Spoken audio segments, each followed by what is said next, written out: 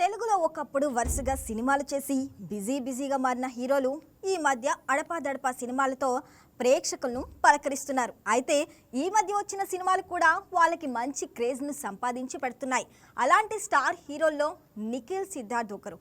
ఆయన కెరియర్ స్టార్టింగ్లో వరుస సినిమాలు చేసి తెలుగు ఆడియన్స్ని ఆకట్టుకున్నారు. కార్తికేయ సినిమాతో పాన్ ఇండియా హీరోగా మారిన నిఖిల్ ఈ మధ్య కాలంలో సినిమాలు రాలేదు. కార్తికేయ 2 తర్వాత స్వయంభూ సినిమాలో నటిస్తున్నప్పుడు ఎప్పుడో ప్రకటించారు. పూజా కార్యక్రమాలతో మొదలైన ఆ మూవీ ఇప్పటి వరకు షూటింగ్ అప్డేట్ కూడా మేకర్స్ ఇవ్వలేదు.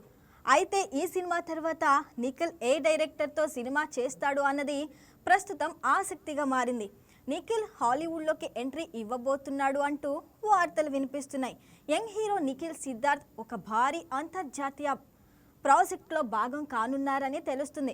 ప్రముఖ గ్లోబల్ సంస్థ అయిన అమెజాన్ MGM స్టూడియోస్తో నిఖిల్ చేతులు కలిపినట్లు ఓ వార్త ప్రస్తుతం ఇండస్ట్రీలో చక్కర్లు కొడుతుంది.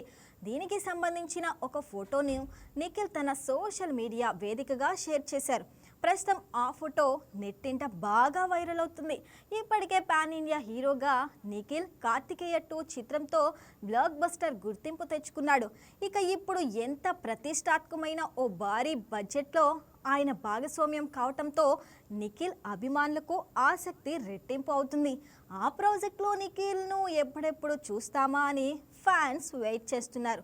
దీని గురించి అతి త్వరలోనే ఒక క్లారిటీ వచ్చే అవకాశం ఉంది.